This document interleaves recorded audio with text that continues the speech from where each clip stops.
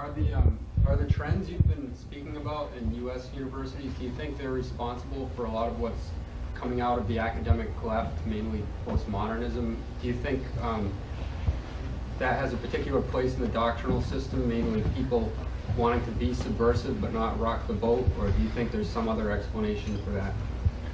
Well, you know, individuals have their own reasons, and you have to look and ask why they're doing things. But if you look at the phenomena as a whole, its effect has been, I think the effect is pretty clear. It allows people to take a very radical stance, you know, more radical than thou, but to be completely dissociated from anything that's happening for many reasons. One reason is nobody can understand a word they're saying, you know? So they're already dissociated. It's kind of like a private lingo, and it's very, you know, there's a lot of material reward that comes from it. Like if you're part of that system, you can run around to conferences and get big professorships and, you know, all this kind of stuff. So there's a lot of sort of conventional material reward, and it has this very radical look to it, so you feel, you know, well, let me just give you an example.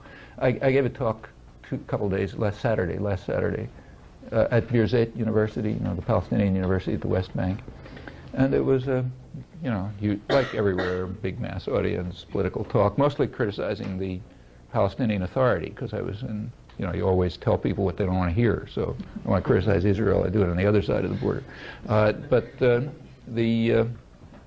the audience, most of the audience, you know, very supportive, and they liked it and they understood it. The guys with the jackets and ties were pretty angry, but that's normal.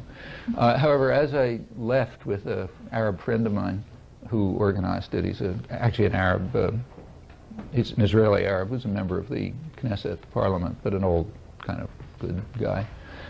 He sort of he was sitting in the back of the, as we walked out, he kind of laughed and he told me that you know, he said most of the, especially younger people, liked it a lot, but he heard one really critical comment from a young woman faculty member who sort of liked the general political thrust of it, but told him it was very naive.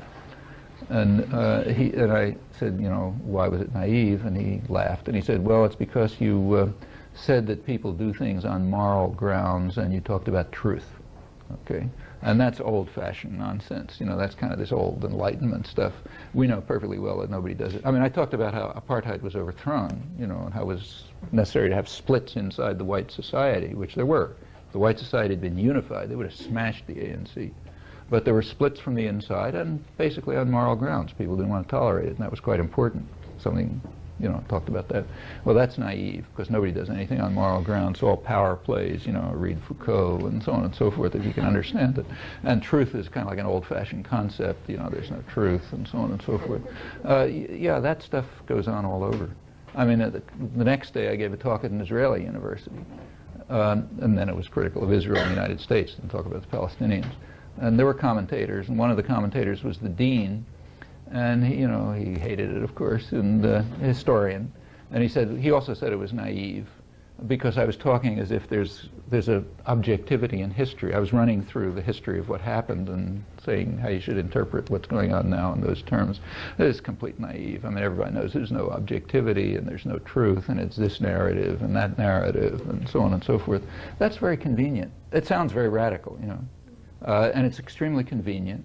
You can beat people over the head with perfect, you know, self-confidence, because there's no reality anyway, and it's just their narrative and your narrative.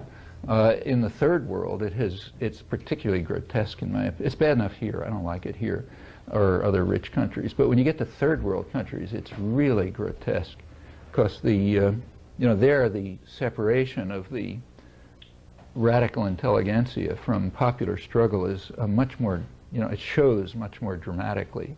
I mean, people are much poorer and they're suffering much more, and these guys are usually very rich, in fact, often, and it's ugly. But I think it has served a function. I don't want to say that the people who are involved in it necessarily do it for this reason. In fact, I know extremely good people who are very active and, you know, I respect and like and so on, who are right in this stuff. I don't know why, but that's means something to them. But as a general phenomenon, I think that's the way it's worked.